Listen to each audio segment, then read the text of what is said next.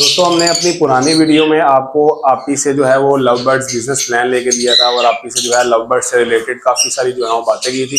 अभी हम आपको इस वीडियो में आपी का लव बर्ड सेटअप विजिट करवाएंगे और आपी के पास कुछ मेडिसिन ऐसी मौजूद हैं, कुछ ट्रीटमेंट ऐसा मौजूद है जो अक्सर लव बर्ड्स के अंदर होता है। आइज इन्फेक्शन के बारे में बताएंगे, आइज इन्फेक्शन के बारे में मेडिसिन के बारे में बताएंगे। उसके बाद जो है एक अक्सर बीमारी होती है जो मदर्स जो है वो अपने बच्चों के पास को नोचती हैं और इसके अलावा बर्ड्स जो हैं वो ऐसे भी अपने फीडर जो हैं वो खाते हैं। उस मेडिसिन के बारे में जो है वो आपको बताते हैं वीडियो के एंड में। सबसे पहले हम आपको जो है वो आपी का सेटअप विजिट करवाते हैं। आप इस म्यूटेशन के बारे में बताएं, ये कौन सी म्यूटेशन? ये मैंने जैसे आपको बताया कि मेरे पास ज्यादातर कमर्शियल बर्ड्स ही हैं, तो इसमें क्रीमिनो है, ये फीमेल है, और अल्बाइनो रेड आई का मेल है, और ये जो ग्रीन बच्चा ये मैंने पोस्टर किया था जी ठीक है। उसके बाद नीचे वाले, इसके बाद ये नीचे भी क्रीमिनो है और अल्बाइनो है। और ये क्रीमिनो और अल्बाइनो के पेयर आपके पास कितने हैं? इस तक मेरे पास तकरीबन 6-7 तो पेयर हैं। ठीक है। उसके बाद ये नीचे वाले, जी ठीक है, नीचे वाले ये जो है अल्बाइनो रेड आई है और इसका और स्प्लिट के साथ किया है ये मैंने। ठीक है। अल्बाइनो के उसके बाद नीचे वाले, उसके बाद नीचे जो ये मेरा पोस्टर पेयर है इसमें ब्लू फिशर है और ब्लू पेस्टेलिनो है।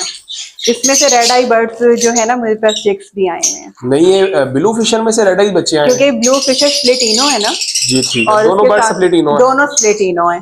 ठीक है। उसके बाद ये दोनों लुटीनो हैं। ये इस दफा की मेरी ब्रीड की हैं, ये पेयर नहीं है। जी ठीक है। ये दोनों लुटीनो है। उसके बाद नीचे जो है लुटीनो ब्लैक आई है जो कि स्प्लिटिनो है और ब्लू फिशर स्प्लिटिनो है। अच्छा, अभी आपके पास कोई बर्ड अगर फॉर सेल हो तो उसके बारे में भी बता दीजिएगा अगर आपने बेचना हो तो। ये कौन सी म्यूटेशन है? ये भी जी क्रीमिनो है और जी ठीक है। उसके बाद नीचे ये है लुटीनो जो है ब्लैक आई है और उसके साथ जो है अल्बाइनो का स्प्लिट है। जी ठीक है। नीचे क्रीमिनो है और अल्बाइनो का स्प्लिट है। अल्बाइनो स्प्लिट मतलब ब्लैक आइज का पीस है? ब्लैक आई है लेकिन स्प्लिटिनो है। स्प्लिटिनो है, ठीक है। रेड आई है। जी आगे। उसके बाद ये मेरे पास पार्ब्लू ऊपर जो है पार्ब्लू पेस्टेलिनो है और उसके साथ जो है अल्बाइनो रेड आई है। और ये दो उसके चिक हैं, एक नीचे होगा। अच्छा ठीक है, दो चिक हैं। उसके बाद नीचे ये मेरा पोस्टर पेयर है।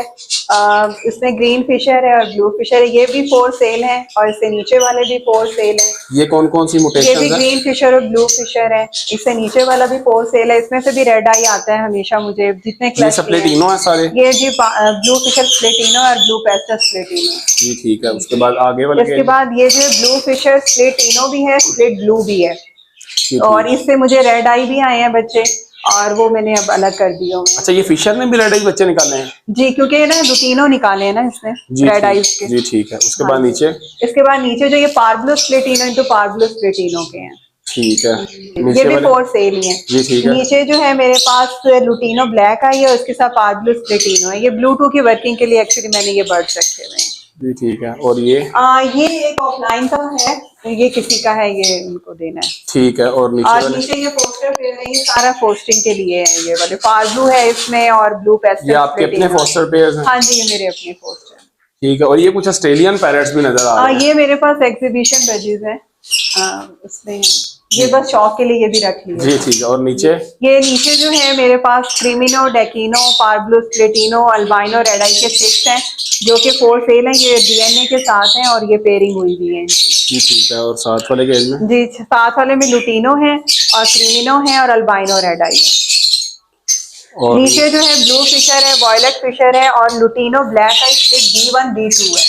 जी ठीक तो ये ब्लूटूथ की वर्किंग के लिए सारे पेयर्स हैं। अच्छा, ये वाला आपने बर्ड अकेला जो है वो छोटे से केज में रखा है, इसकी क्या वजह है? एक्चुअली इसमें ना ये आप इसके सर पे जख्म देख रहे होंगे।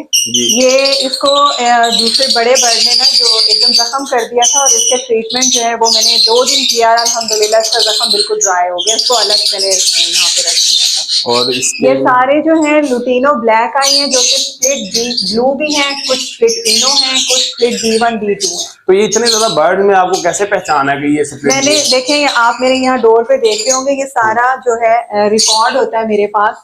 ये कौन से केज में कौन सा जो है वो बर्ड है, किस पेयर के बच्चे हैं, वो सारे जो है वो मेरे पास रिकॉर्ड होता है। और नीचे ये सारों के डीएनए होते हैं।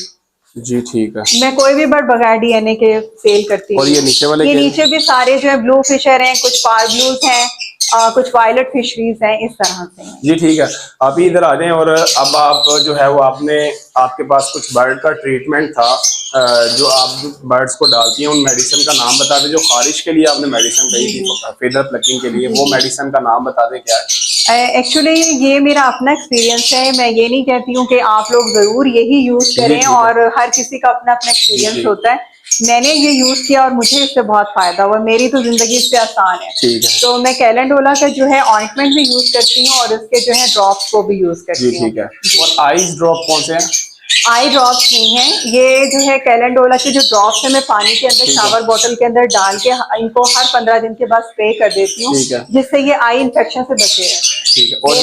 और जो खारिश वाली मेडिसिन, खारिश वाली में ये है कि जो आइस के गिर्द जो इनके जो बाल उतर जाते हैं और या इनके फैदर शीशे से उतर रहे होते हैं, तो या कोई जख्म होता है, जैसे मैंने अभी आपको एक बर्ड का भी बताया, उसके ऊपर आप ड्रॉप्स लगा दें या क्रीम लगा दें, वो जो भी उनका फंगल इन्फेक्शन होगा या कोई भी इन्फेक्शन किसी वजह से होगा, वो सही हो जाएगा उनका। ठीक है। जो शावर के अंदर मेडिसिन डाल के शावर करनी है, वो क्वांटिटी उसकी क्या होनी चाहिए? वो 1.5 लीटर की बोतल है, तो उसके अंदर आप तकरीबन 15 से 20 कतरे डाल दें, और अगर 1 लीटर की तो 10 कतरे डाल। और कितने दिन करनी है लगातार?